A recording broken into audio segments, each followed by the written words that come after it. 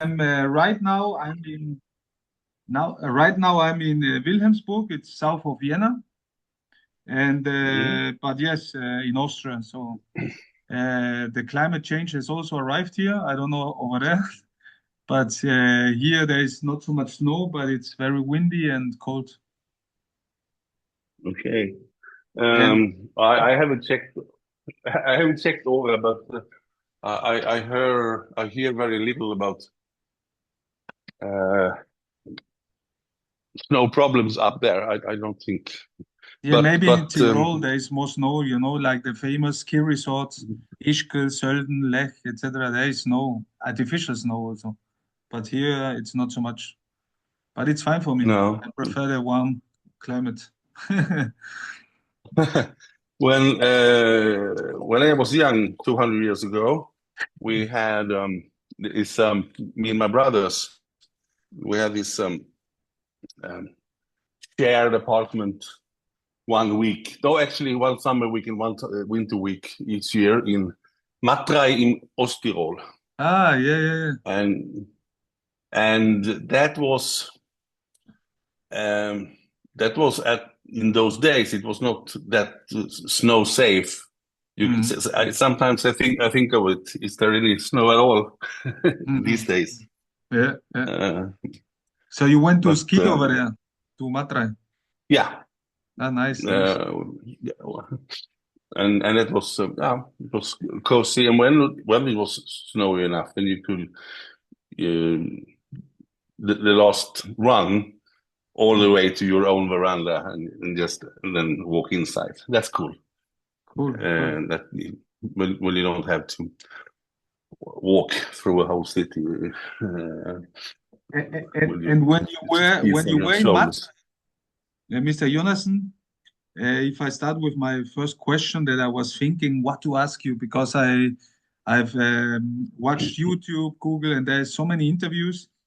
And did you expect back then, I don't know in which year it was in Matrei, but did you expect this massive success that you had with your books already back then? Especially when you wrote your first book, I heard that you wanted always to write it, but then the time flies, tempus fugit, and then I think you were 48, and then you publish it, etc. Let me answer with a smile. Of course, when I wrote that first novel, and 5 out of 6 editorial houses turned it down.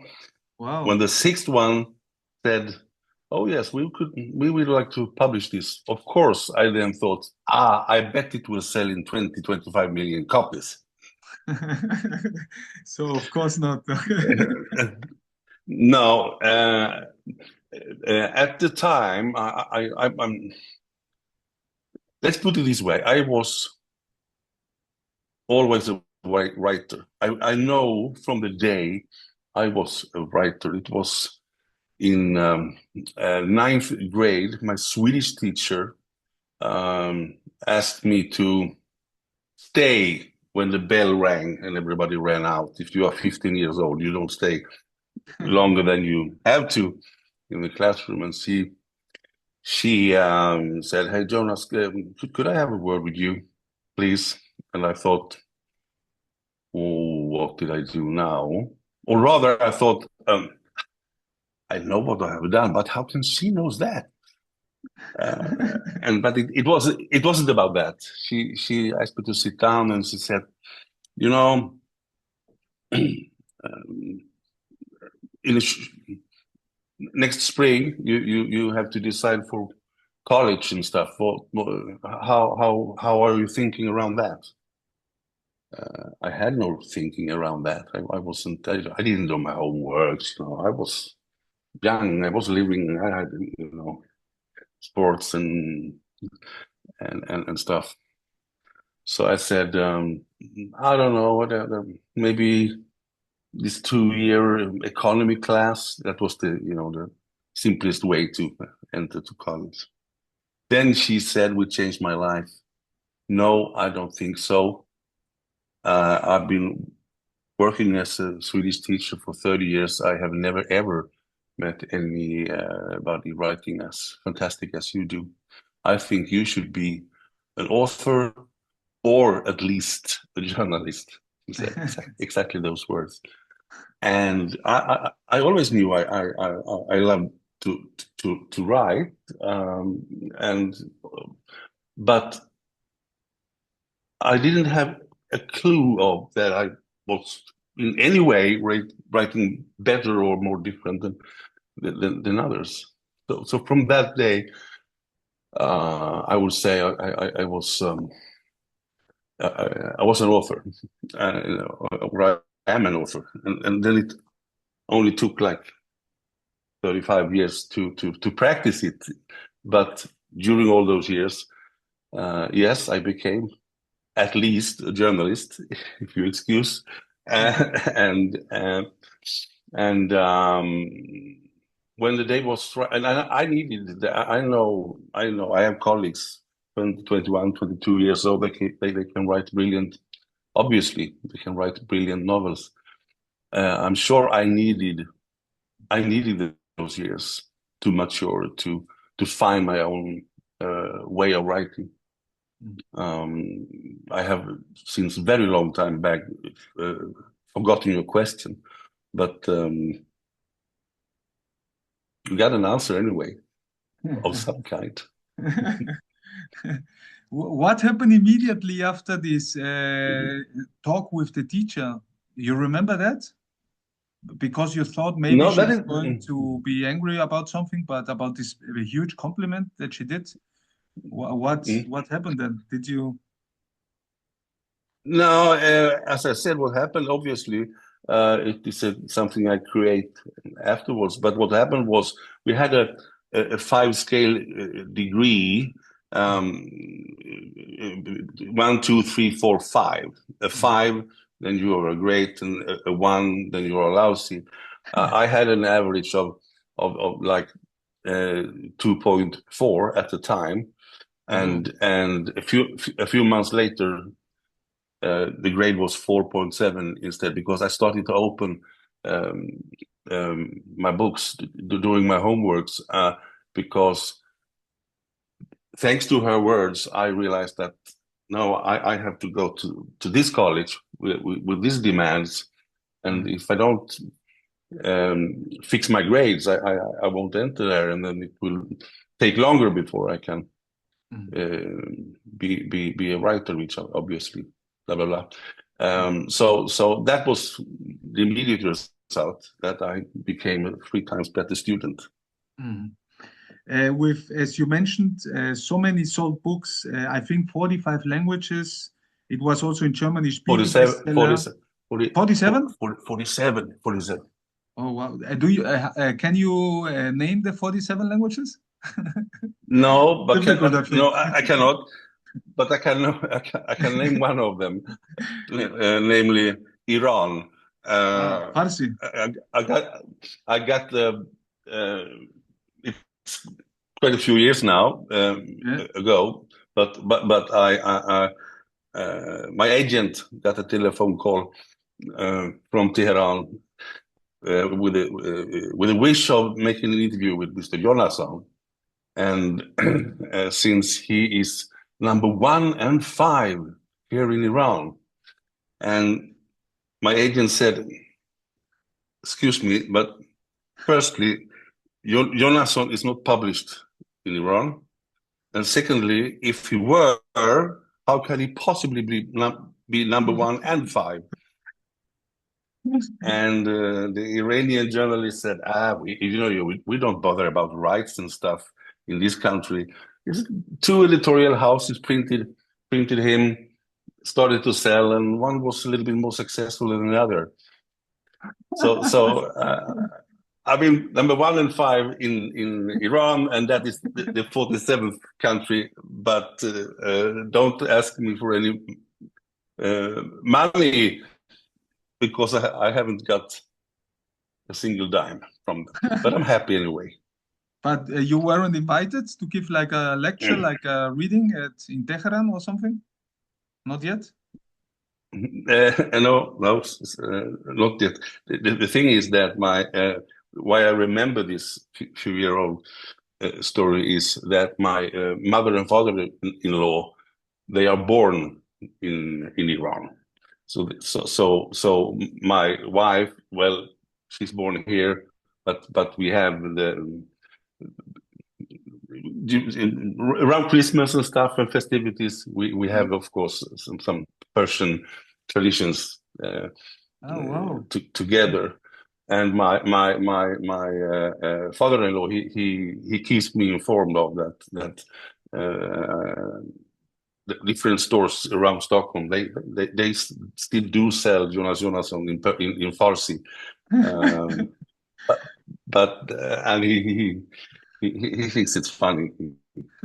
He doesn't tell who he is, but he can point. Just the other day, he pointed out that book and said, "Does it sell well?" Yes, it does. I said, "Oh, good," because he's he's a neighbor of mine. Uh, does he get paid? Oh no, we don't have that, etc., etc. So I have some insight there, and I hope that there will be no Iranian agents after me after this interview. But back to the question, why do you think it was, especially the 100, I don't know how it in English, I read it in Germany actually, but der 100-Jährige, der aus dem Fenster verschwand, the 100-year-old that disappeared from the window. Why do you think, or on which reason, why do you think it was that successful? I mean, with so many publications, with so many books, I guess also in Sweden, what do you think was like the reason, if you can think about something? Especially after these editions, I think 5 editors, you said, turned it down. I guess when it was successful, they have thought, "Ah, shit, we could have made a lot of money."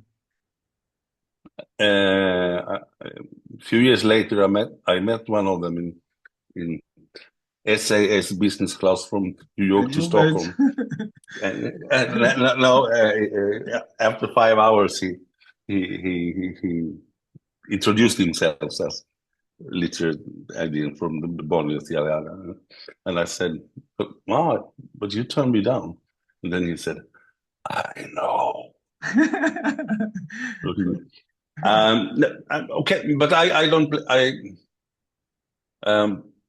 blame them. It is a different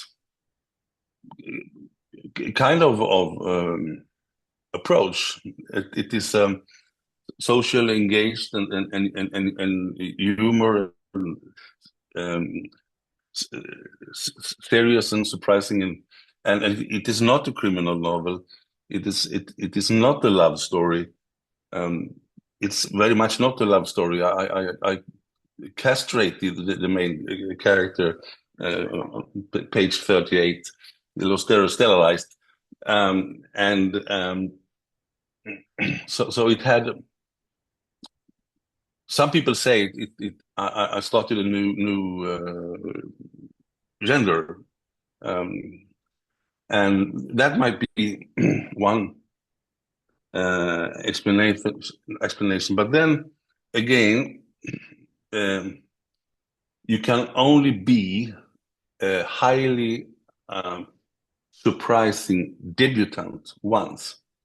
So what really helped me was this massive social media word to word,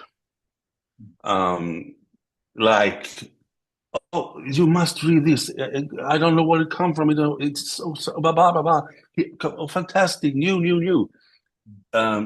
You never get the same excitement, even if your third book or fourth book is you're not a sensation any longer. So you can do that only once.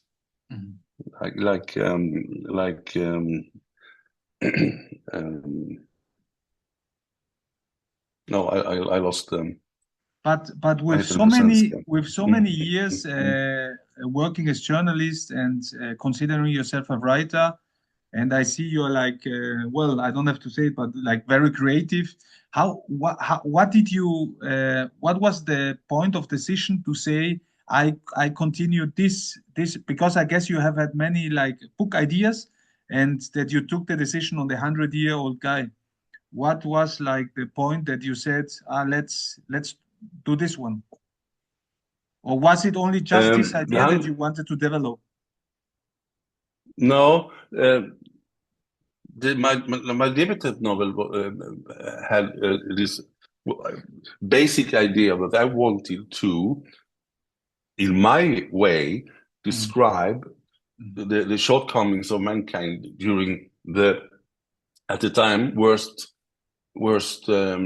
century of them all since mankind, the start of mankind, when it comes to, you know, number of deaths in wars and conflicts and all these political mistakes that were and are made again and again. I wanted to educate, if you wish, and remind people of stupidities we already done, and kindly ask them to try not to do them again. But for anybody to read it, or for me to, you know, even standing writing it, I needed to add, of course, this positivism, this humor, and these surprises, and so. So that was the idea, and but if I had to cover 100 years, by nature, I needed a quite old, by the end of the day, a quite old guy to took me through it. That is kind of how it all developed, you could say. Since then, I have many books now where I you know, I where you between the lines read about the disaster of corruption or freedom of art, or so there is always a serious something between the lines, and I'm happy if people are happy with my books, but I'm even happier if they read also between the lines. Do older people recognize you, for example, on the street? I mean, like 80 plus or something, and say like, that's this guy, Jonas or Jonasson, what's his name, that put our age group in the center of attention again. Does it have like any celebrity status in how do you call them in Sweden, retirement homes? Do you know anything about this? Like, you know, the 90-year-old granny says to the 95-year-old, oh, you have to read this one. It's about our age, etc. I'm thinking also about Alejandro Jodorowsky, like I think he's 95, 96, or Edgar Morin, a French writer, he's 103 and just published a book. Something like that or not? Ooh. The closest I get to answer your question is wonderful handwritten letter I got from Canada, from 100-year-old woman who thanked me so much for the reading, and she said that I would very much like, I live in an elderly home, and I would very much like to climb out my own window. Unfortunately, I'm staying on the third floor, so it will be difficult. And what I remember most of it all was, P.S. Mr. Jonasson, you are very handsome. Oh. I was thinking maybe I could check out her economy, and maybe we could arrange something there. I don't know. but it I didn't. So that but indirectly now I have not many of those reactions from elderly people. I actually happened in the Christmas time, desperate shopping yesterday afternoon. I happened to ran into another customer in the supermarket, and I said, "Oh, I'm so sorry," and he said, "Oh no, that's not a problem. You're writing so great books, so please do it again." So it happens now and then.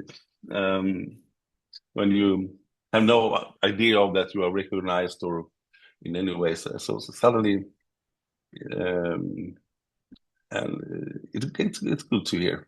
But P.S. You are very handsome. That was the best one. You framed it in the living room? Sorry? You framed And it in the living room? I hate I lost it. One specific box is gone since we moved from Gotland. So that did you have to remind me of that? Oops.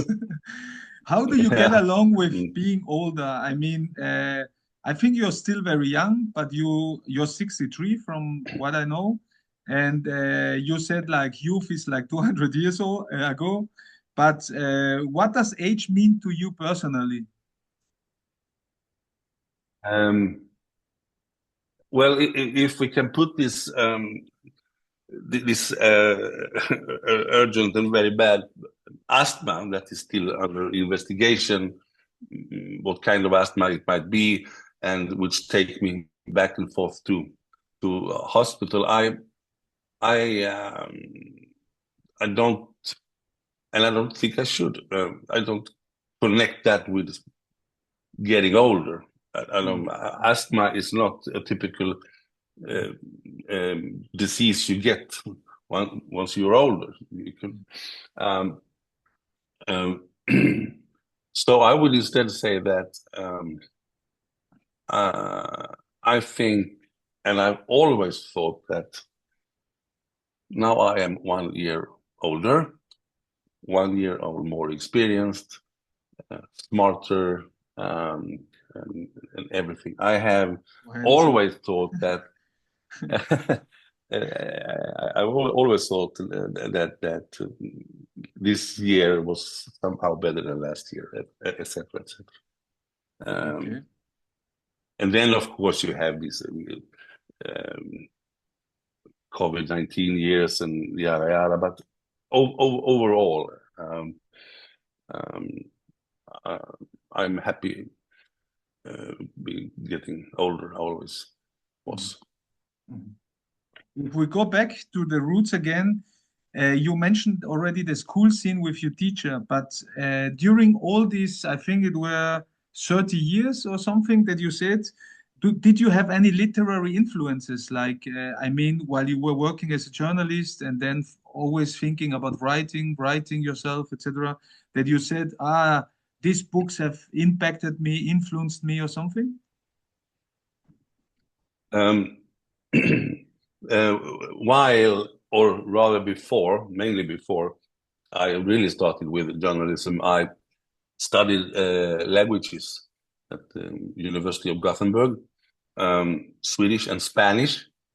And due to the Spanish courses, I very early became very familiar with the Latino magic realism, Garcia Marquez, Isabel Allende, and Marcus's best friend, Vargas Llosa, killing. They were fighting about the same lady, I think. But um, and I remember actually trying during several months. I was away for a few months to travel my youth away before I could, really start my career. And during those months, I had this typewriter with me, and then I wrote something that I am very happy is gone because that was a mixture of if you imagine Jonas Jonasson and a little bit Vargas Llosa and Milan Kundera, thank you, and something else. Um, Garcia Lorca, the poet. Oh yes. Oh, that wasn't something to read for anybody. And that is what I kind of think of when I say that I needed those decades to mature before I could really find my own way of writing. But definitely you can we're close, relatively close related to magic realism. What I'm doing, what you could say. But we had a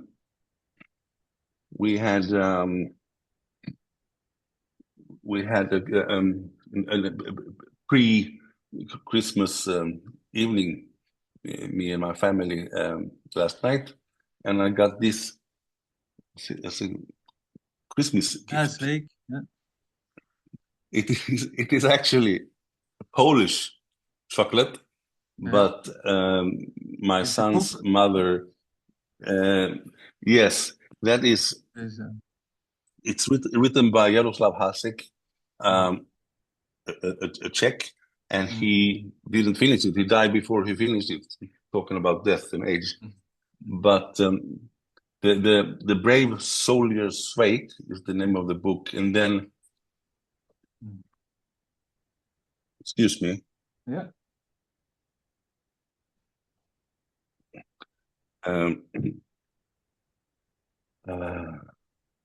So, sorry. It irritates me because he's the one and only person on earth that knows that right now we are talking to. So why did she call me now? Okay, I forgot. Sorry. The brave Zolier Schweik. I used to bring him up when people ask me about comparisons between the 100-Year-Old Man and Forrest Gump. And I say, no, I have a better suggestion. Forrest Gump was obviously, objectively stupid. The Brave Soldier's Wake, if you read Jaroslav Hasek's novel, you cannot really tell if this guy is the stupidest person during the whole World War I, or if he maybe was the one and only of them all who understood what it was all about. And I would say that is rather Allan Carlson, my first main character. So if we think normally about Swedish books, literature, films, Ingmar Bergman, there are so many others. No, I don't want to mention. Normally, it's rather like also Colt, the Krimis, etc. So the first time I read your book, I also saw a little bit of Cabo, Vargas Llosa, etc. No, so you think this would be also like, as you said, like a fundamental elements for the development of your style, of your writing style, or what would you add to this? I didn't get I didn't get the second part of the question. Please. No. Repeat. So, do you think the magic realism, el realismo mágico, was like the main influence to develop your style? Because normally, if we think about Swedish literature, it's normally, well, there's also a lot of humor, I guess. Also, you have this. I lived in Gefle, and it was very, very cold, and I was not very amused. So it's actually more like for krimis or something when we ask like normal people, what do you think about Swedish literature? So this is like something different. For what would you attribute to this? Would this be these influences that you had when you were young? No, you can't exaggerate that. Like the La Casa de los Espíritus, it's not Jonas Jonasson, but it's but now I just if I remember it right, and I might not didn't Garcia Marquez didn't they chain, if he was the grandpa or father, chained him around a tree, and then was in just one sentence, and don't quote me on this, but then in one sentence, and there he was sitting for 25 years. That part, you could say, small words, short sentence, and completely sensational without making any fuss about it. Of course, you always you develop by reading other authors, but claiming that Garcia Marquez or Isabel Allende, for that matter, is a main source of inspiration, that would be too. Strangely enough, strangely enough, I would say I'm my own main source of inspiration. I have a very good friend. She used to say, I don't know anybody who is better in laughing at himself as you are. She means it in a nicely way. That is, because I can confirm that when I write something, I come with this passage in my writing, and then yeah, there I nailed it. And the next day I can read the same part again and laugh at myself because I nailed it. And the other way around, I always, when I'm kind of done with a chapter or part of the book, I always read it out loud to myself. This is the critics, Jonasson. The author, Jonasson, is reading for the critics, Jonasson. And if I, during that out loud reading, stumble, then I immediately stop. Why did I stumble? Wasn't it musical enough? Do I have to move one takes place with words, or was it just I stumbled? And then I go on, and if I find myself thinking about something else while I'm reading, then I stop again. What happened now? Is it just that I am tired, it's late, end of day, or did I suddenly become less interesting? So I'm a severe critic when behind my own doors. Well, that you mentioned there is the Jonasson, the critic. Could you tell us also a little bit about the writing process for you? Are you like the guy who writes in the night? Are you more the Faulkner, more the Hemingway guy, 3 pages a day, strict, or from 8 to 12 like Carlos Fuentes? Or how does Jonas Jonasson write? Opposite of Carlos Fuentes. In that sense, I write very much on inspiration. I have heard many authors complaining about that the writing process is a pain, and to me, I would say it's almost always pure joy. However, when I'm sitting here in my apartment in Danderyd, it doesn't work that well because here the washing machine is talking to me. Shouldn't you start to wash before you start to write? And then the dishwashing machine tells me the same, and the fridge say, hey, you could actually you could order online delivery food because your wife is coming home tonight, and then all the flowers around me they hear this conversation, so they start. We are thirsty, Jonas. We are thirsty. And if you grab what I'm trying to say is that and explain why I, strangely enough, pack my thing. I go to the local pizzeria around the corner, and it's around the corner, and in that pizzeria there is a corner which is perfect for me. I put my AirPods in, listen to lately Schubert, but there are It's others. Austrian.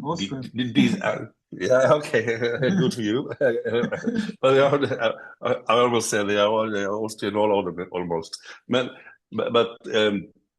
there are a few good guys out there like Schubert, Beethoven, Mozart in his best days.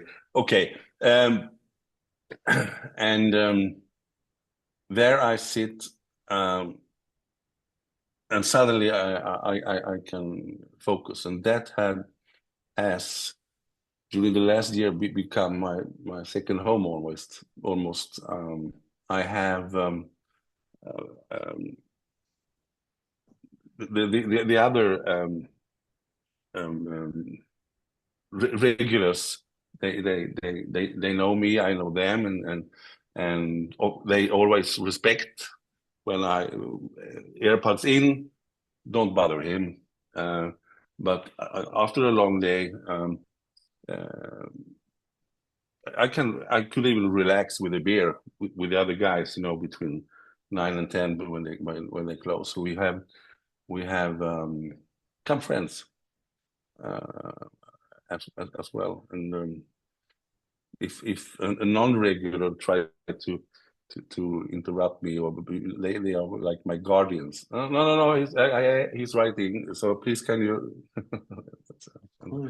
That's a perfect writing spot for me. While I know about authors that they really have to be, closed into a vacuum empty room with thick walls, not to be disturbed. I certainly can write a pizzeria, but also the transit hall, or during a train ride, or even in the middle of a riot if it wasn't too violent.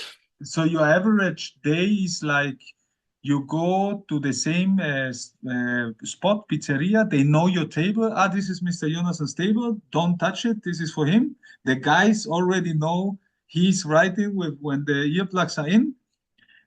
But this is like Monday to Friday. Does it have a rhythm, or you just go like spontaneity? Now I have inspiration, I go, or how does it work? Sorry that I insist and ask you. Sorry. If I wasn't talking to you right now, Yeah. It's 10:58 on a Sunday. They open at 11. I would have, but I know that they are there already from 10 to clean all the floors and do the stuff. So if everything is your fault. Culpa. I had definitely been there today, 10 o'clock sharp, and I don't own that table. Of course, it can be ignorant guest, and then I sit somewhere else. I'm not like that. It's but they when my table is free, then always the manager check in, or whomever said, Jonas, your table now. so then I move to my corner, but I don't try to be more than the others in that sense. But few things are that they can see me. Well, especially when my asthma were worse, then they can see me from distance. Now he's coming.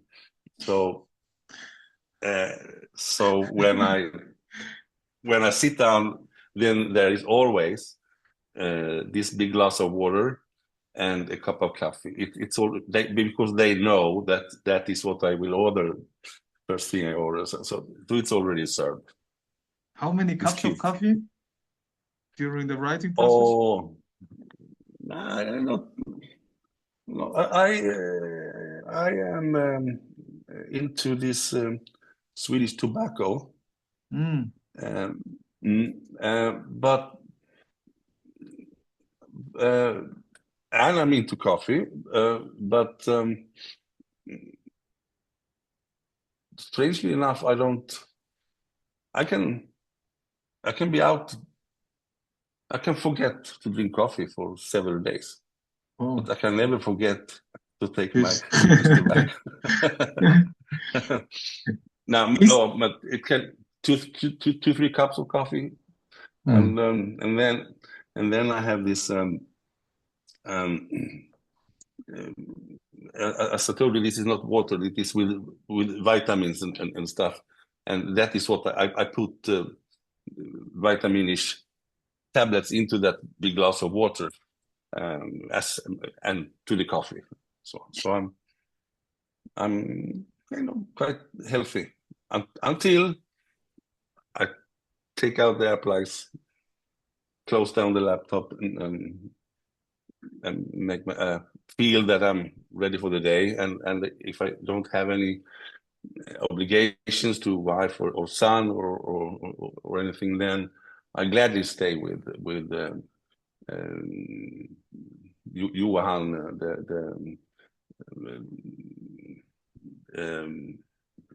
what's that word in English? You can say it in Spanish too. En español si quieres. That's even more. I can say it in Swedish. Vi var specialist. No, Specialist. Johan.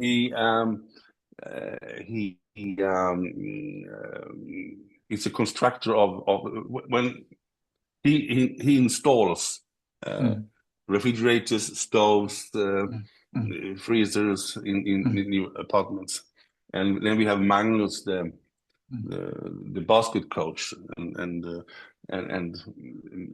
Janne, the man without teeth, but the great supporter of Djurgårdens IF in football. We always took football together, and Pyret and the other Johan. Too many Johan in that place, and we chit chat about big and small.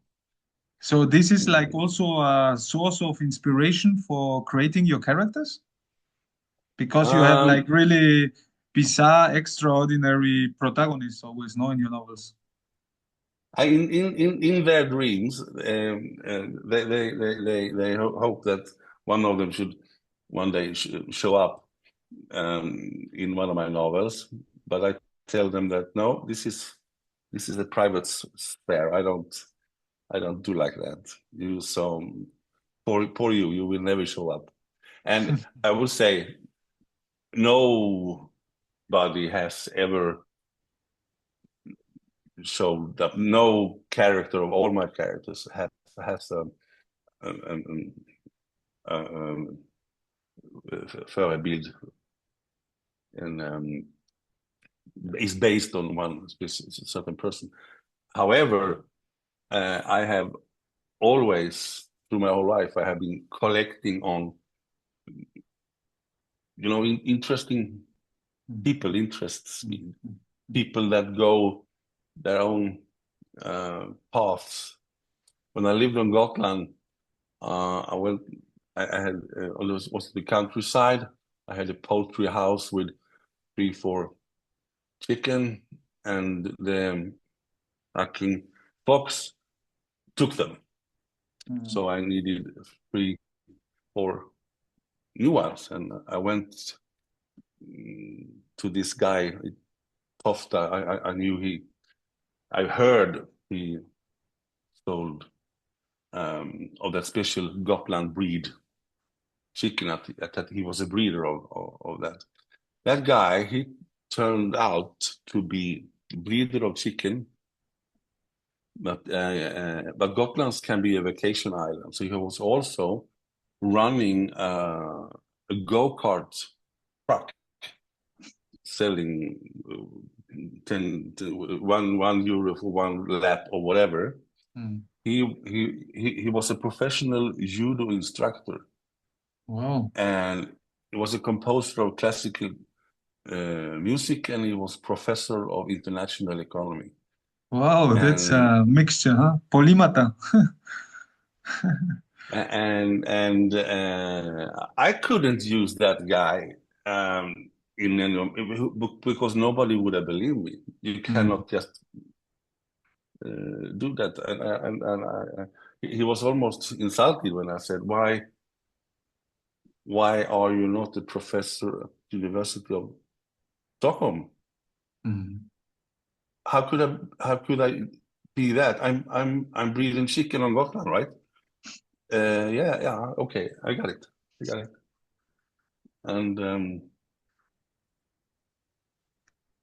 if you, I think you have to have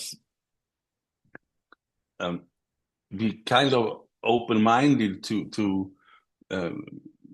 people's behavior, to situations, to be a collector Mm. of them. The start of the 100-year-old man is actually has a base in reality. For Mm. many hundred years ago, Mm. not. Mm. I was sitting in a railway station. Mm. I think it was in Växjö, and a guy came in. It was in the 80s with a big suitcase. The main toilet in this waiting room to the railway station was obviously broken. So what remains was just a very small second toilet, and it lasted for 1 second or so. But he opened the door. I could see from distance, and I could see him thinking, or at least in my fantasy, that either you have to enter and let your suitcase stay outside, or you let the suitcase in and yourself stay outside. And then again, I laughed at myself because that was a fun twist. Mm. Many years later, that is the start of how Alan Carlson, my protagonist, gets his first 50 million Mm. suitcase and his adventure starts. So, but you have to see the absurdities, I think, Mm. in go-kart track and poultry house. Okay, what's more, Mm. etc. If you don't, if you just let it pass, then you're not a collector of my kind. Mm. Mm. How would you describe your published books till now? I think there are 8. Correct me if I'm wrong. I'm not sure. I think it's 8 too.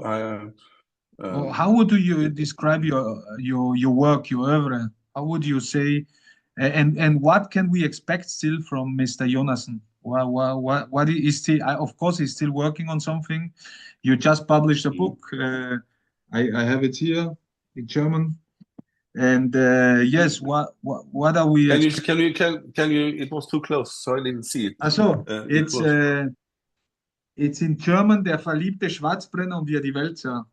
ja. Okay. I don't know in Swedish. Nej, det är Algot Anna-Stina och det välsignade brännvinet. No matter. What you definitely can expect from me is that there is a TV series in prime time, 6 episodes from in Sweden, that is Swedish television, 6 episodes. December 25, 6, 7, 8, 9, 30.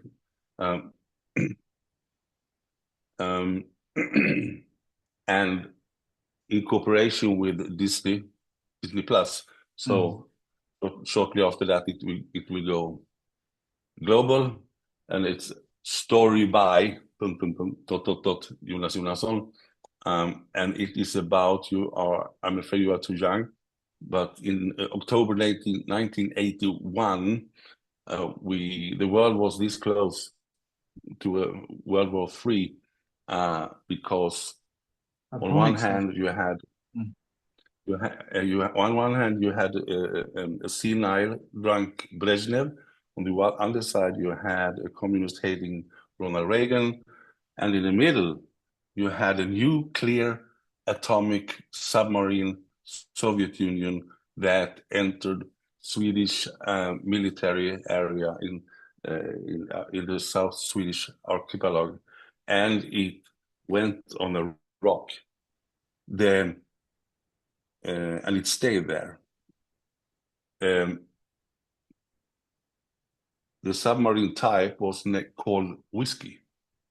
So the TV series is called Whiskey on the Rocks.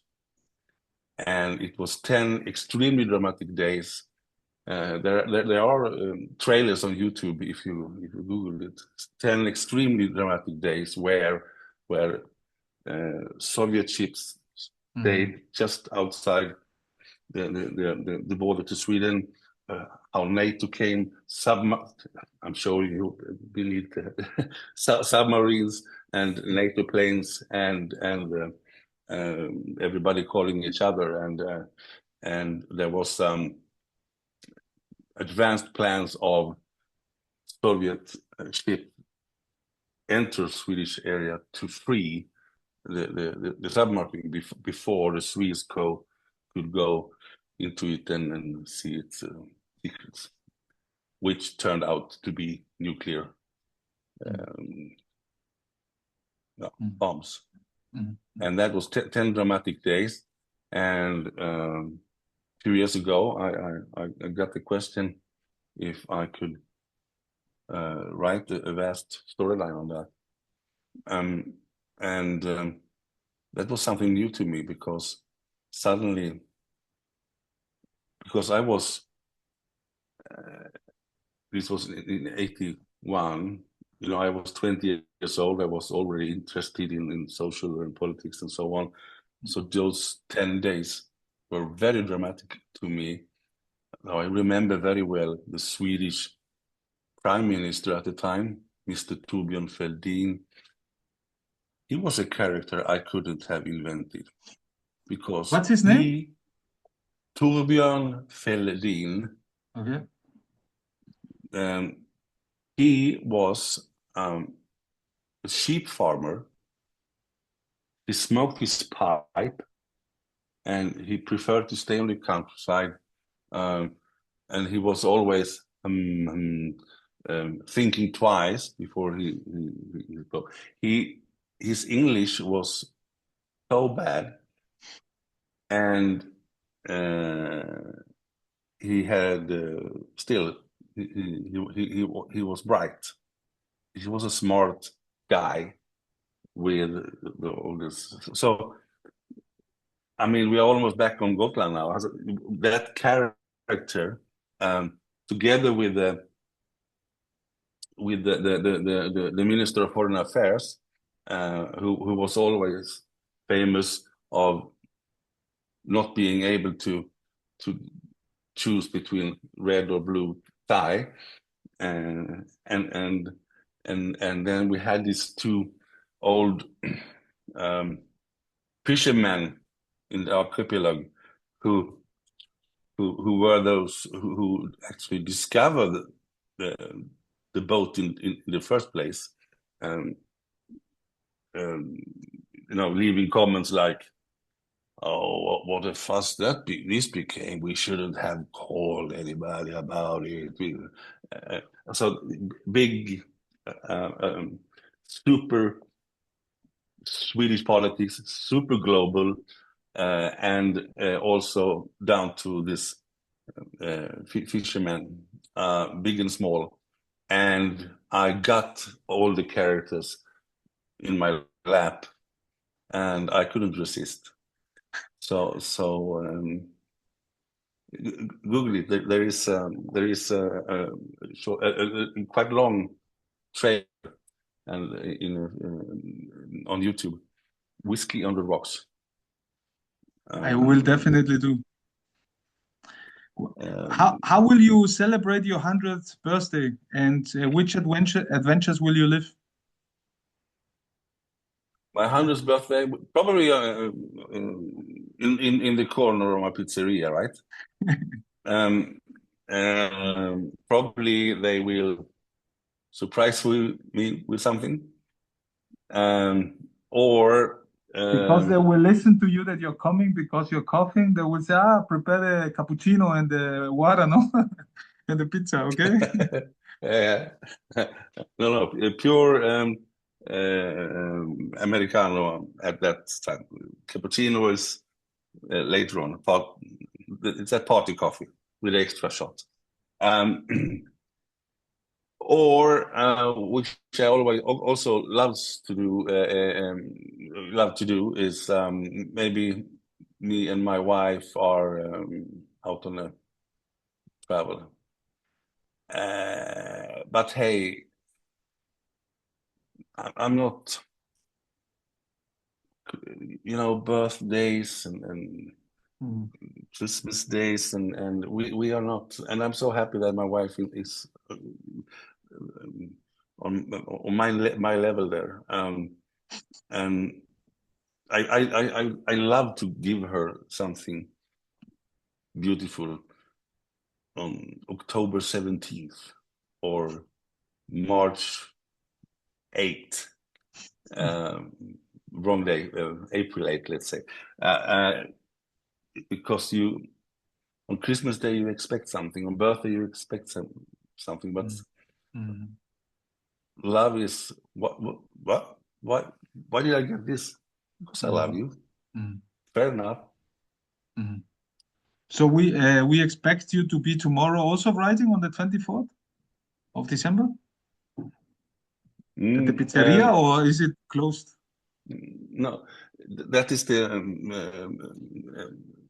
one and only day of the year that the pizzeria is closed. I have talked to Chetin about it. I insist, me and a few other, Magnus the basket coach, we insist on hand over the key, for God's sake. If we have a beer, we just make a sign we had a beer, but he's not there already.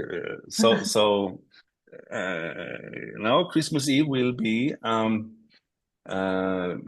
me, my 18-year-old son, my wife Ariane, and her sister. We will have Christmas late lunch between maybe 3 and 6 in the city.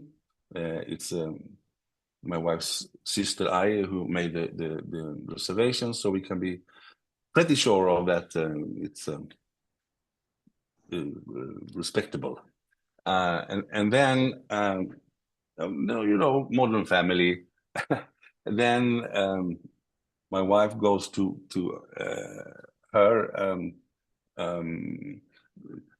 brother, sister, and the preferably Persian speaking parents, and I leave them alone. I know I'm super welcome, but I also know that then they will be forced to speak Swedish. It's my Persian. It's not what it should be, not even close. And because I am what I am, and Jonathan, he stays with his mother. So Christmas Eve, it will be me, your laptop, the flowers, the fridge, the dishwashing machine, and the laptop, I'm sure. And sounds like a nice Christmas evening. I hope like you're serious because I would love it. I had during all my childhood, and we had fantastic Christmas Eves. I really grew up in a happy family with me and my two elder brothers and mother and father, and our Christmases they were fantastic.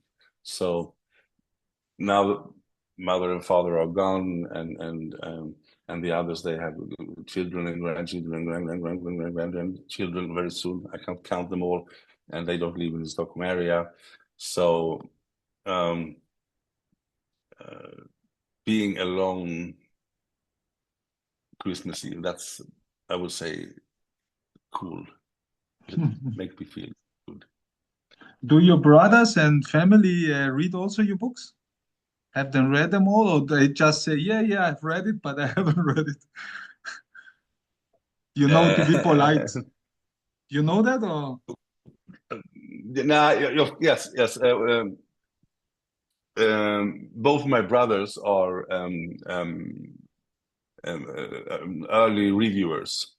I have a friend named Rickson. He has a first name too, but nobody never uses it.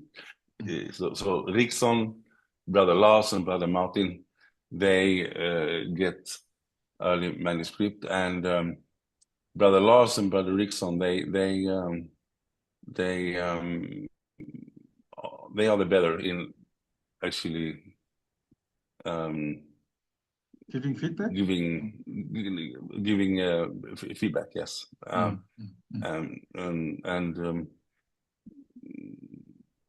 Almost always they are very happy.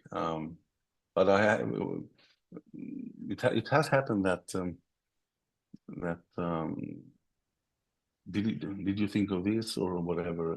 Or it took me a while.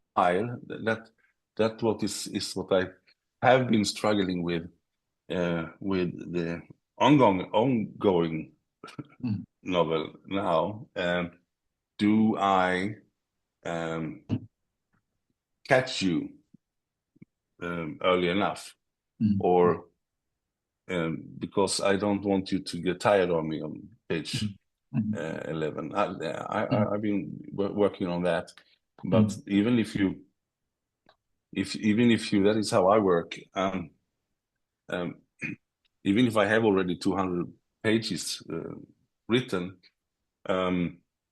and which happened but just a month ago, again, like, I will start over from the beginning.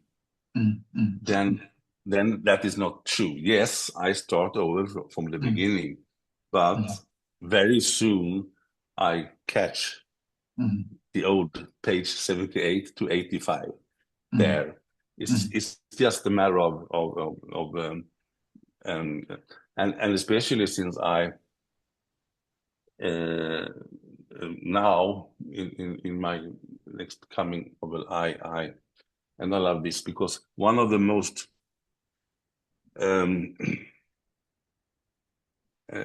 actual or relevant persons in these days is the French author, poet, society critics, and philosopher Voltaire, and he's been dead since 250 years, and he's still, when you take part of what he was saying and everything, he I mean, I miss him, and typical me, I let this super intellectual giant meet a simple and young shoemaker, and they have, according to me, they have the same disrespectful relationship to the surroundings. So suddenly this intellectual giant, after a long life where absolutely everybody either threw him out of the country or burned up his books, or were very worshipping and so on, and then suddenly this shoemaker enters in his life, and as often as always, I would say, in my books, character meets character, and it starts to sparkle. So that's what's a glimpse of what's going on for in the future. Perfecto. Now that we are finishing, I would just like to play a game with you. You are not allowed to think too long, and you have to say what comes to your mind as fast as possible. All right? What is You your know, I hate you. I hate you already. Yeah, Shoot. perfect. What is your favorite writer? Not thinking too much? Um, I have to say, One of them. no, it can. I refuse. Here it is, because this is an interesting story. I ruin your plans. No But problem. This is an interesting story. Um, um, you remember mentioning maybe Milan Kundera? Yeah. Please help me in English. The unbearable. The lightness of being. Yeah. Yeah. The Ja. unatträglichkeit. Varats olidliga lätthet in Swedish. That I read that book when I was like 23, during my university years anyway, and in my early days as being interviewed, I got this question of favorite book. I hate that question because it's like a wine. It depends on, fish, meat, humor, company. So since then I refuse to answer it. But I mentioned Vorats olidliga lätthet, and a colleague, author of mine, heard that interview. And when I said, because I read it when I was 23, and that is the first book ever that I actually read from start to end. And when it was done, I started over again from the first page, because it struck me like this. And then this Sara Karlefors, author colleague of mine, she came to me and she said, whatever you do, Jonas, never ever read it again.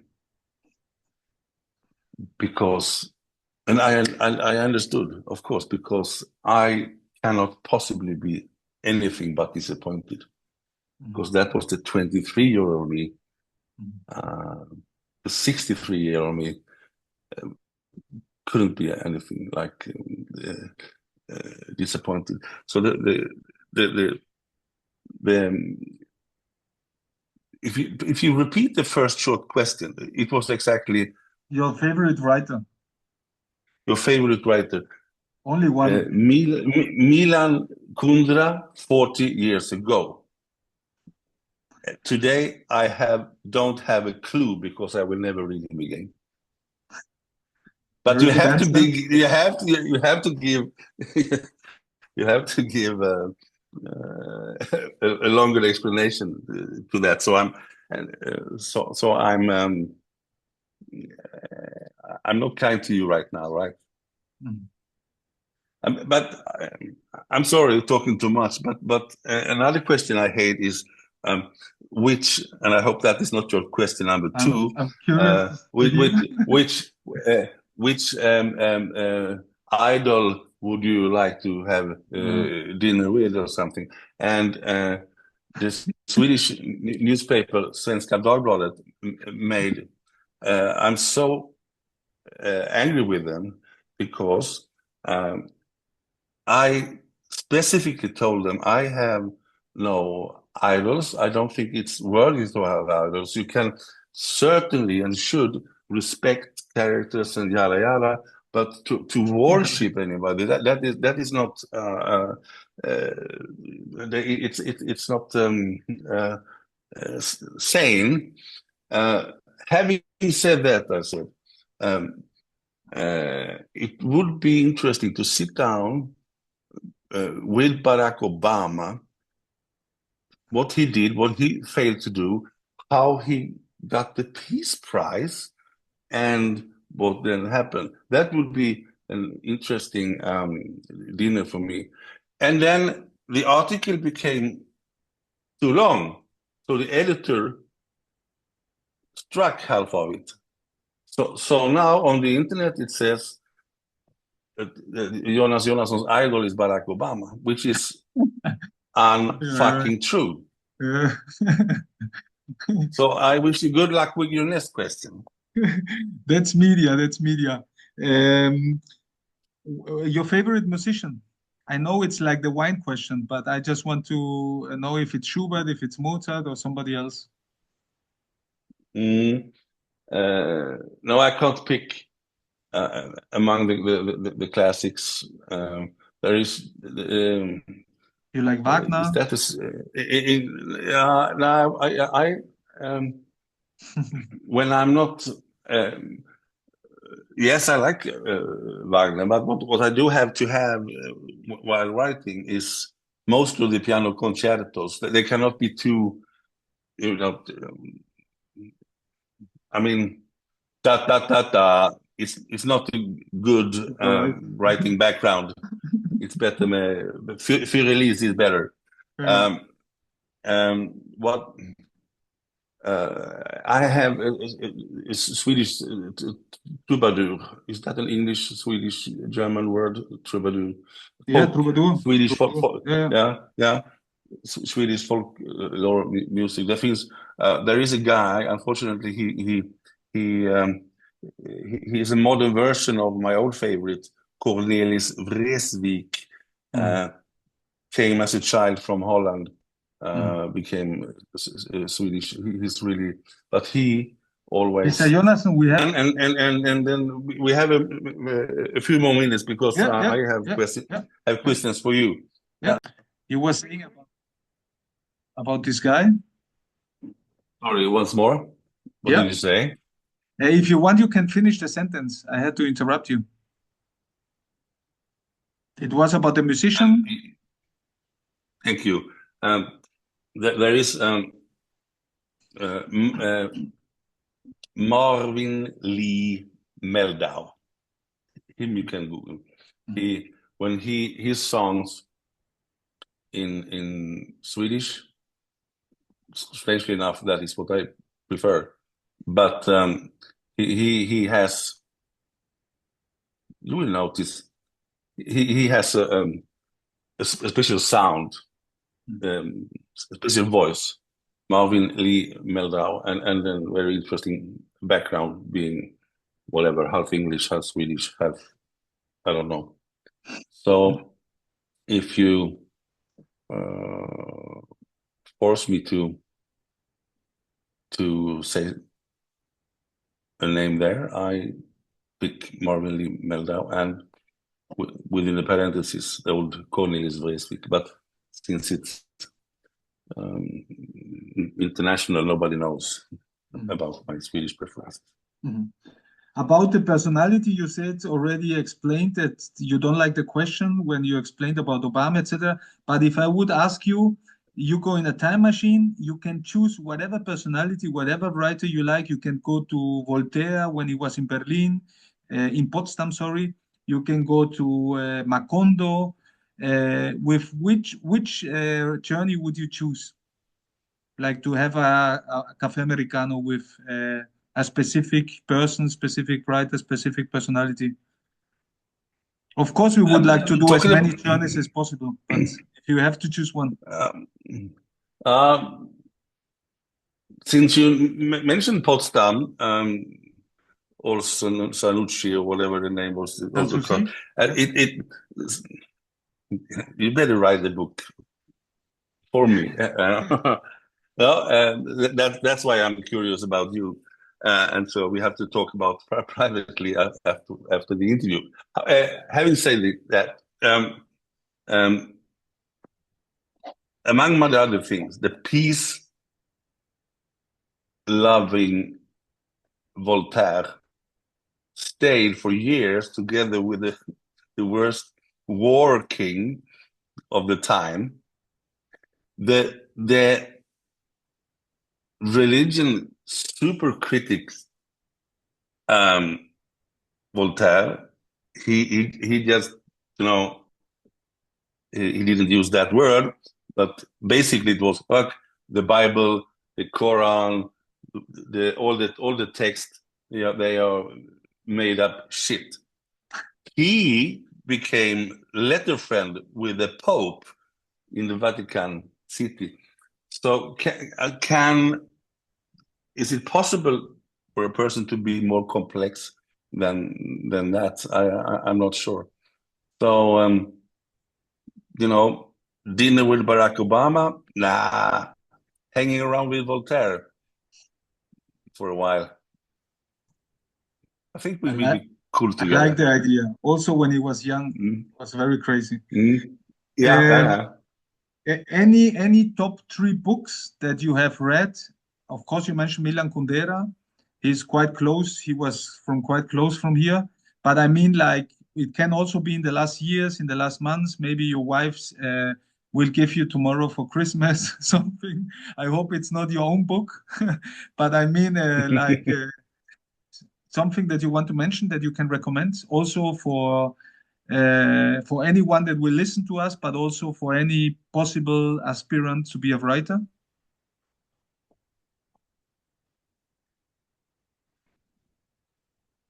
You get serious. Now we are now. Yeah, I mean now we are there Now again. you hate me. I was thinking, yeah, again and again. No, but I mean I was thinking like this. If I have viewers, listeners,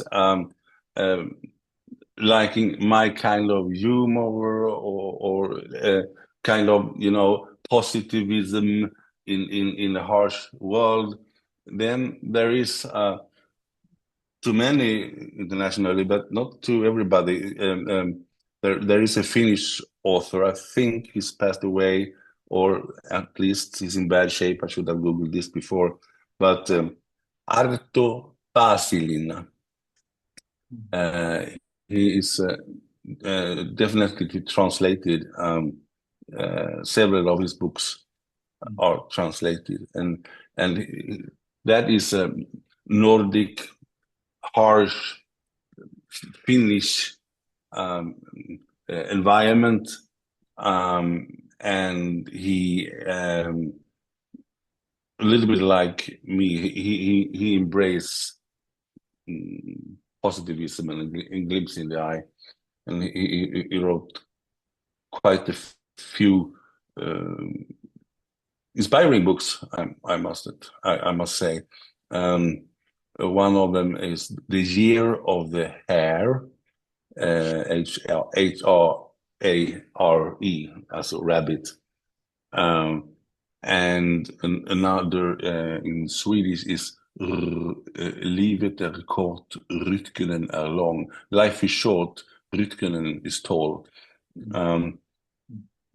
Yeah, instead of making myself pretentious or escaping by saying that, and unfortunately 90%, and really unfortunately 90% of what I read and have time to read is research literature time, and if you know I have another, you know, secret TV, that is what I do. I write. That is basically the idea. Make one novel every 2 years and a TV series or film synopsis at the same time. So I have a lot of research to do there as well. Okay. And I think, unfortunately, I think it make me you have to, as a novelist, you have to read other novelists to develop.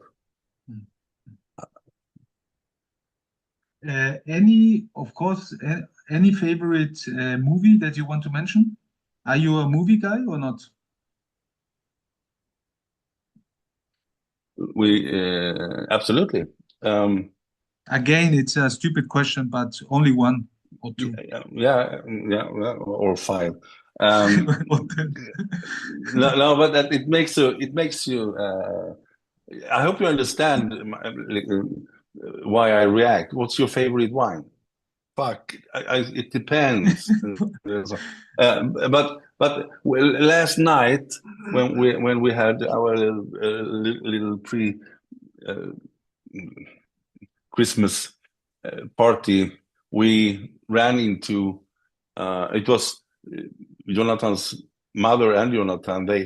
They were um, they mentioned to me that they actually re-watched the two first film episodes of Harry Potter together, and um, and Jonathan, who's super analytic, he compared it to the books and the difference between Snape there and Snape here, and so that became a conversation, and that led to them saying that they are a few years old now, the films, but they are still they still have it, and that made me say that me and my wife, Ariane, we tried to we decided like you did with Harry Potter.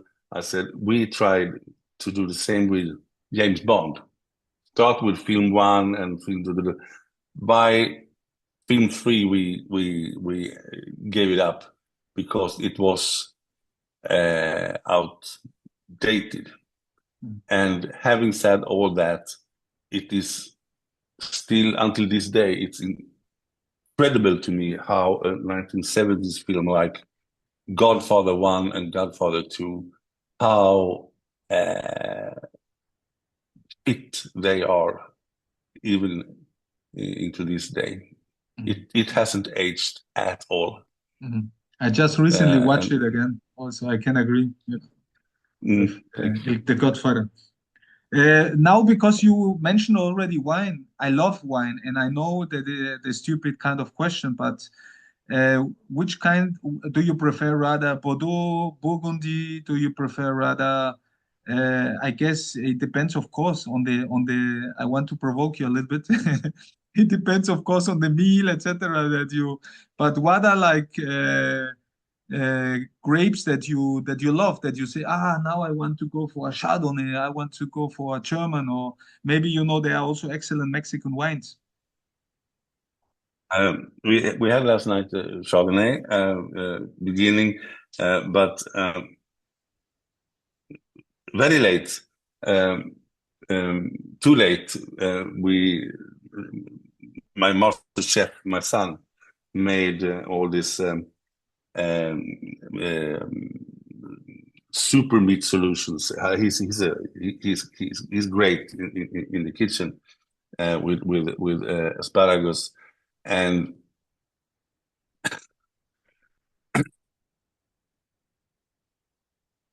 then it was a Chianti. And where on earth is my wine opener? It must be here. And Jonathan's mother, Maria. But you didn't hear him. That's why maybe he moved out. We looked everywhere, and it was gone. And it was really gone. And Maria, she's a super pathfinder. She always finds everything when it's, but no, it was gone. Okay, and the meat was ready. So I came, with a hammer and a stick, and I could, I hammered down the cork, and it perfectly worked because the cork was whole, so it didn't take any taste from it. But you can imagine the loss when the cork is finally floating.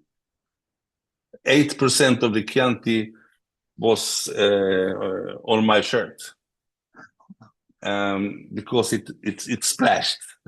And fortunately, that shirt was bought it was a cheap shirt. So I wrote in the family thread that actually the spots on the shirt were most probably more expensive than the shirt itself. Chianti, but it is full body, so it depends. You cannot you cannot point out it, and wine is really, you know, as you know, super connected to what you're eating and in what environment. I had a Lebanese fantastic wine many years ago, and I have tried to repeat that feeling, but it wasn't only the wine. It was, of course, the age, the company, and everything. But I can tell you, if since you seem interested, have you ever been to wine glass testing? You have? Yeah. I was so surprised. It was on Gotland and these experts. And then I'm very close to wineries here. Sorry. Very close in my region. You're drinking water. No, it's the water. This is my vitamin well water, but it could have been something else. In front of all, it's a Riedel glass without the foot. And this wine glass testing that I had on Gotland like 15 years ago, it was incredible. A certain wine to a certain Riedel glass poured, and then the same wine in a glass from IKEA. And I swear it tastes different. And that amazes me. Amazing. Just to my last two questions, because I saw that you didn't like the last section. How would you define success for you? That is a question close to meaning with life, which I also refuse, but I say meaning in life. Because meaning with life, hey, billions of years and there's no meaning for you or me. We are less than, you know. Less than. But meaning in life is to me definitely feeling good and doing something good, and you can take it in what order you like, because if you do something good, then you will most probably feel good, and vice versa. So I try to do some good in Africa, which is I used to say it's my second home, but now it's my third home since I have the pizzeria, which is my second home. And by that I think that is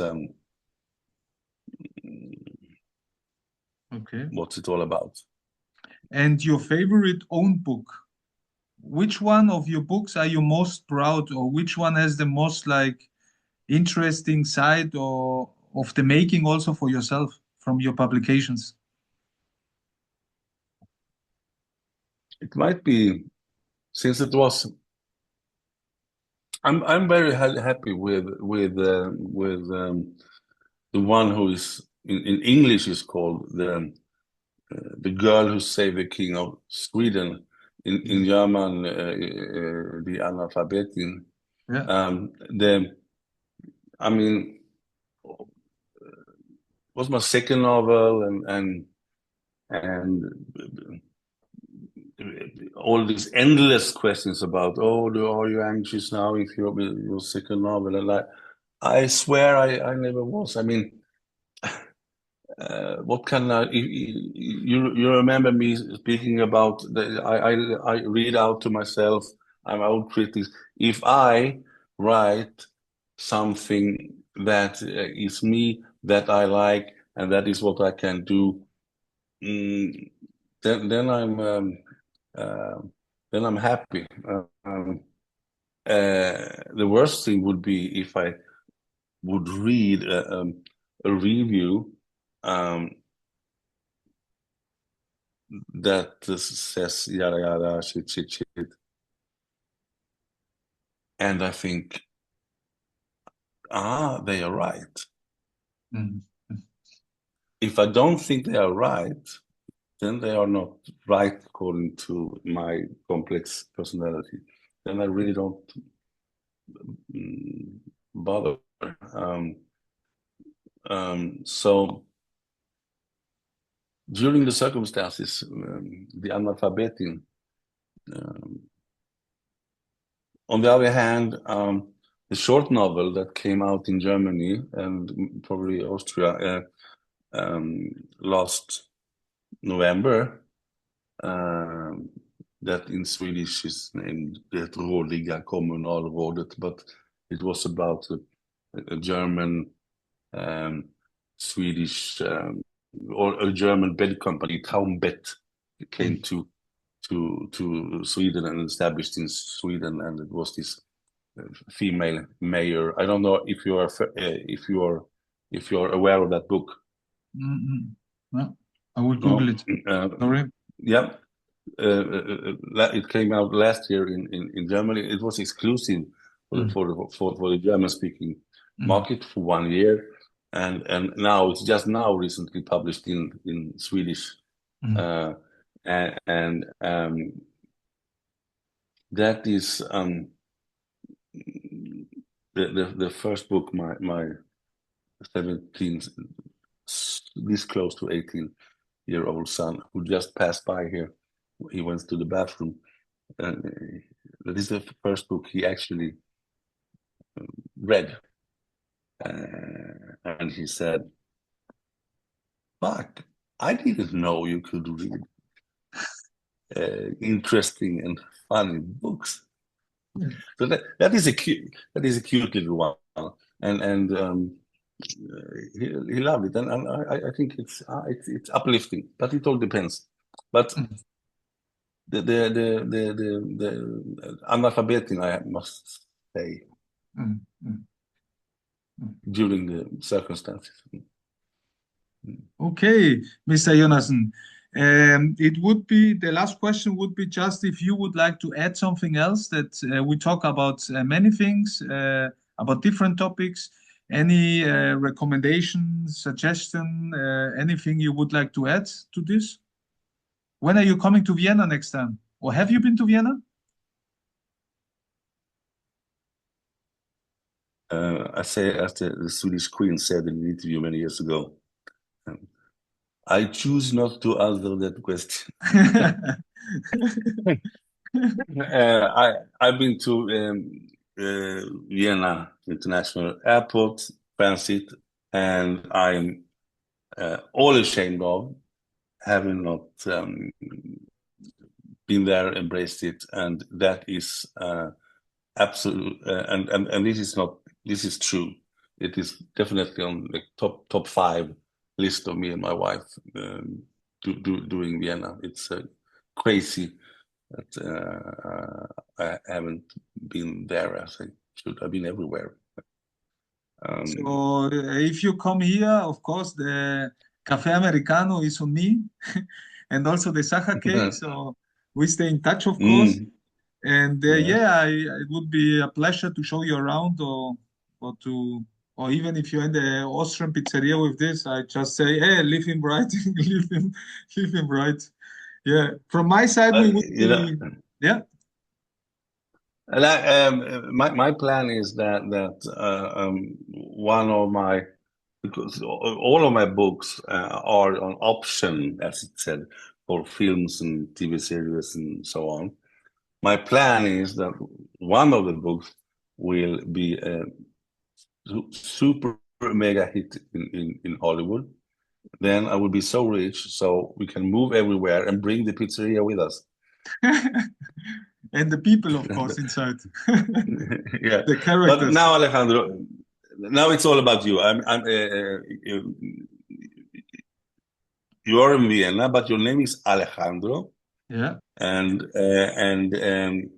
are you a writer, or you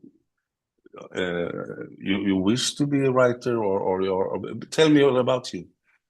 Well, I must say before you start, it is sometimes when I am in these PR intense days on the trip, I meet 1, 2, 3, 4, 5, 6, 7, 8 very interesting people, and it's all about fucking me all the time. By the end of the day, I'm so tired of myself, so I have almost puke. So please, who are you and why? Well, who am I? What's yeah, that's a philosophical question. No, I'm because you saw from the name. I was born in Mexico. My mom is Mexican, from Acapulco. It's in the Pacific, maybe you know. It was a very quite touristic place. Now from Netflix, the young people know it because of the narcos, of organized crime. And my second name and my last name, it's French because my father is from France, from Toulouse, from the south of France. But I was, we live in a modern world, in a globalized world. So I lived my first 7 years in Mexico, in Cancun, Mexico City, Acapulco. Then we moved to Toulouse with my father. Then my parents divorced. And then I got a Swiss stepfather. And from we moved to Zurich. And from Zurich, we went to Austria when I was 8.5. And then I couldn't speak a word of German. So I moved to Innsbruck in Tyrol. They put me inside. I was a little bit more brown from the skin than the rest of the guys. You must. It was in the mid 90s. So and my sister, she was born in France, in opposite to me, and she's like more. She's blonde. She's like light, and I'm like the darker one. And the children back then, there was no internet, no Wikipedia, etc. So they only knew Turkish and Yugoslavian guys, no. So my sister was the Yugoslavian because she was blonde, and I had black hair, so I was the Turkish guy. So this is how I went to Austria, and in Vienna I'm since 1.5 years. That's the capital, of course. And I have moved and lived in many countries, many places. And your book, actually, the first one I read, your first book, I read in Vienna. It was like I think 2015 or something. And the Netflix adaptation or the movie I didn't like so much. I liked the book more, of course. It's always like this. I think they could have improved much more in the movie. And yeah, I have tried many things. I lived an intensive life. I lived in Argentina. I lived in Sweden, I told you. I lived in Greece for 1.5 years. I lived in Thailand, Mexico, Spain, Austria, China, Taiwan. Yeah, I lived around a little bit. Maybe that's why I like the 100-year-old guy, because I said maybe when I'm 100 years, I will also have a lot of adventures like Baron of Münchhausen or something. Or and I don't know. That's like just a little bit about myself. I've published some stuff, but it was more like academic and journalistic stuff, and a little bit of poetry. But of course, I know with so many things, doing so many things, I think I have fallen many years, not now, but in the trap of procrastination. So I always said I have like my folders with my stories that I want to write, etc. And I have I have always said next year or later, and I do other stuff, no? So maybe it's just time for me to mature also. And yes, but of course I was just about to interrupt you and say, so what will you be when you grow up? But yeah. but you said But I highly, is it, with all that background, is it rather, it's hard for you to say maybe, but has it been traumatic rather than a blessing? No, a blessing, definitely. Of course, Yeah, as a boy with 10, 11, 12 years, of course, you don't like to move so much, different no. cultures, different languages, etc. But of course, totally a blessing. And I always was traveling. I was also inspired by several writers, of course, and then also like all this travel writing. Yes, so I always wanted to see the world, to see adventures, to see. So that's why I also liked from your first book, for example, he is always there when the most important, like, well, at the most important, like in Spain in the Civil War, when the bomb is invented, etc. And also, also wanted always like a vita activa, and yeah, and books and philosophy, etc. have always accompanied me. My father has a editing house in France. He just sold it because he got into retirement, but he's still writing. He just bought a house in Malaga.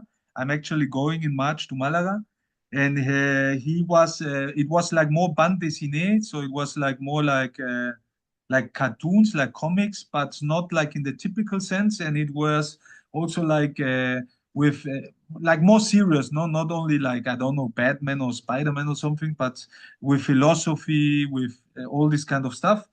And he wrote also a very nice like Sachbuch.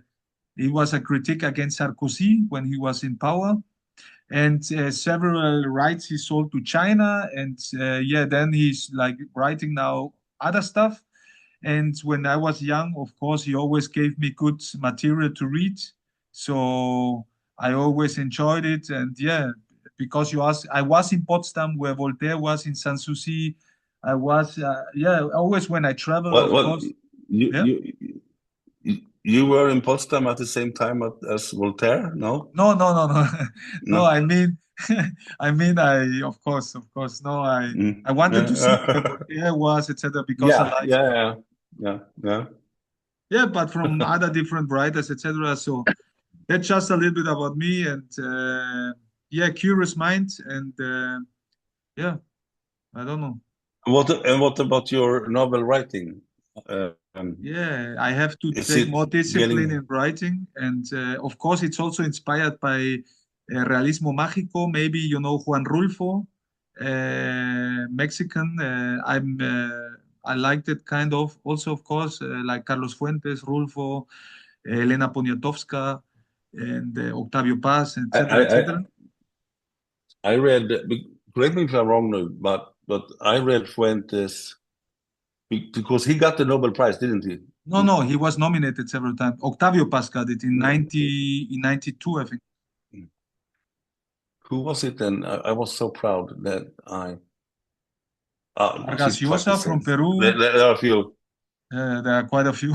What, what, what, Mario Vargas Llosa who? got it like 10 years ago, no? Yeah, Mario yeah, Vargas Llosa.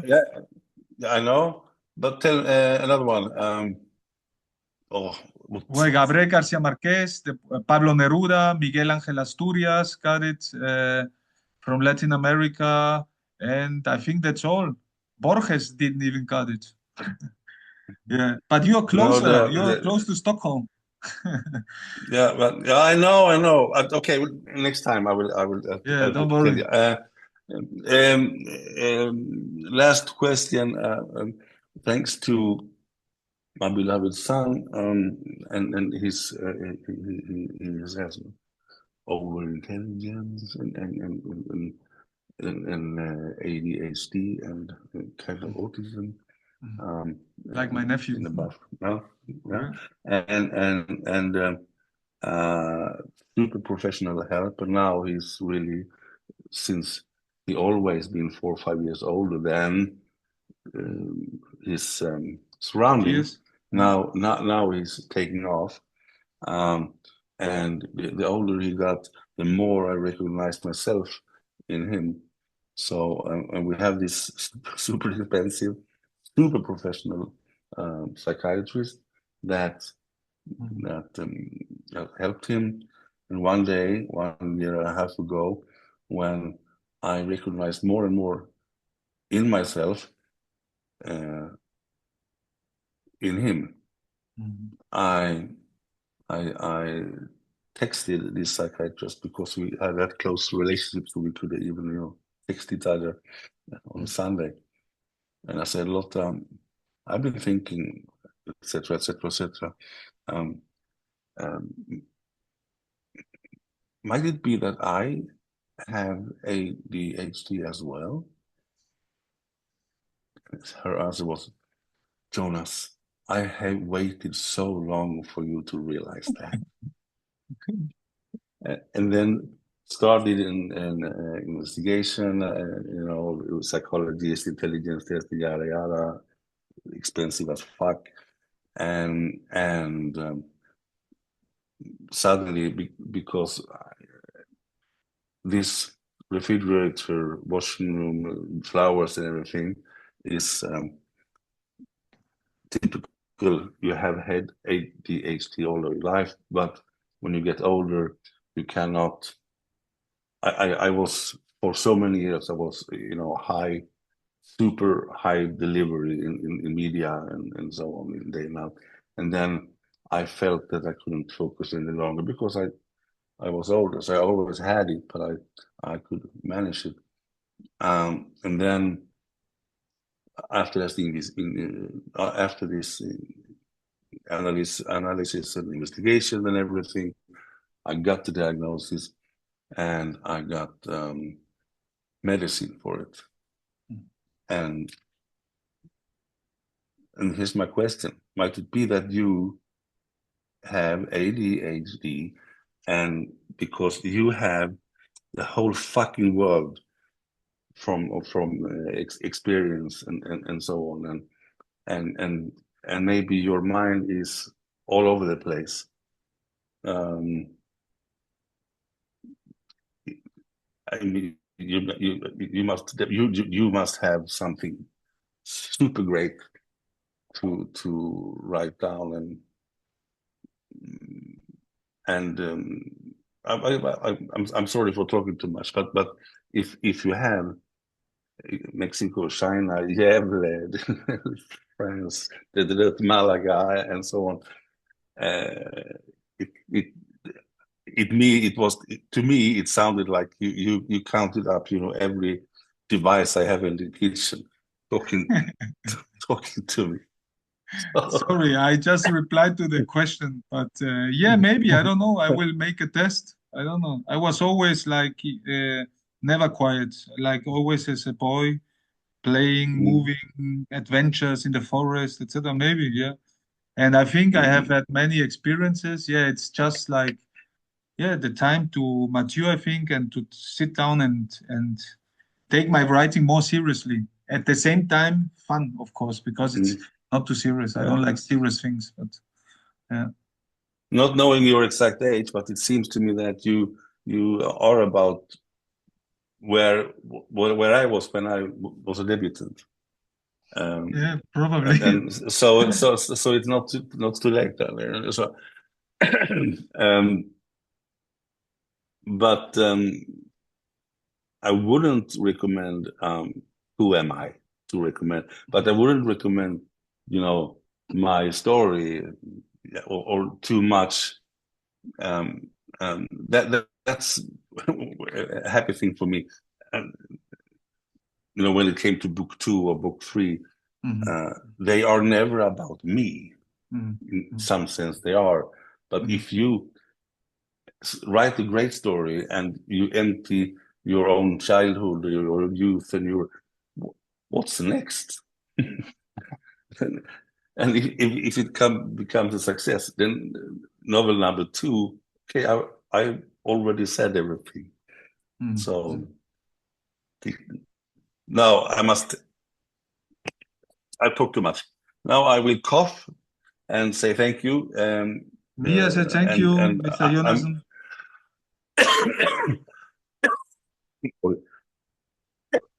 I also go for my cafe americano, and thank you so much. And we stay in touch. And if you come to Vienna, let me know.